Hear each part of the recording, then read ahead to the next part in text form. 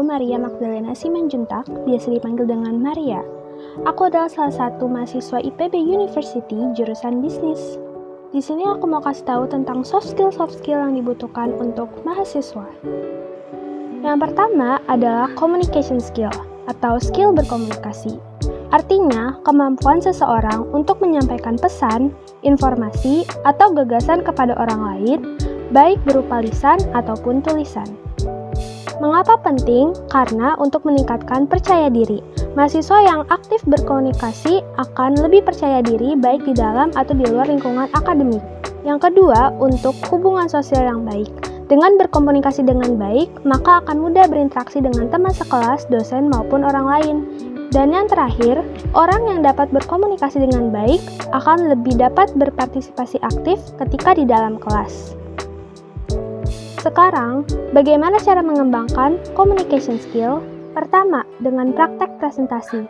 Semakin banyak melakukan presentasi, akan semakin meningkatkan percaya diri kita untuk berkomunikasi di depan orang lain. Yang kedua, dengan membaca dan menulis. Membaca buku, artikel, dan materi lainnya dapat membantu meningkatkan kosakata dan gaya berbicara. Menulis juga membantu mengorganisir pikiran dengan lebih baik. Yang terakhir, dengan berbicara dan juga ikut mendengarkan dengan aktif. Soft skill kedua yang dibutuhkan mahasiswa adalah time management skill. Time management skill artinya kemampuan seseorang untuk mengelola waktu dalam melaksanakan serangkaian kegiatan yang ingin dilakukan. Mengapa penting? Karena dengan mengelola waktu dengan baik, dapat mengalokasikan waktu yang cukup untuk belajar dan mempersiapkan tugas-tugas. Yang kedua, time management skill dapat mencegah prokrastinasi. Dan yang terakhir, dapat meningkatkan produktivitas karena cenderung dapat menyelesaikan tugas-tugas akademik dan proyek-proyek dengan efisien dan efektif. Sekarang, bagaimana cara mengembangkan soft skill time management? Yang pertama, dengan membuat rencana harian atau jadwal yang terinci, termasuk waktu untuk kuliah, belajar, tugas, dan istirahat. Tetapkan prioritas untuk tugas-tugas yang perlu diselesaikan.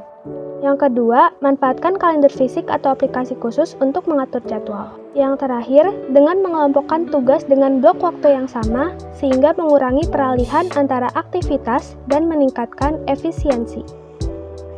Dan soft skill terakhir yang dibutuhkan adalah interpersonal skill. Interpersonal skill artinya kemampuan seseorang secara efektif untuk berinteraksi dengan orang lain maupun dengan rekan kerjanya. Mengapa interpersonal skill penting?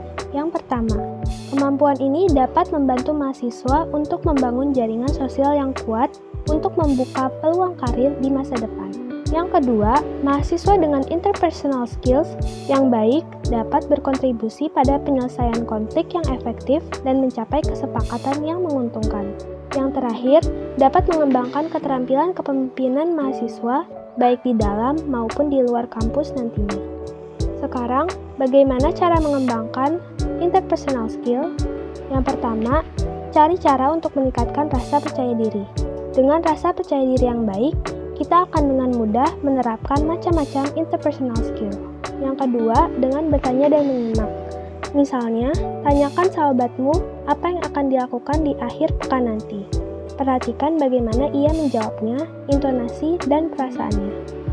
Terakhir, minta feedback dari orang-orang terdekat. Sekian video tentang soft skill yang bisa saya tampilkan. Terima kasih.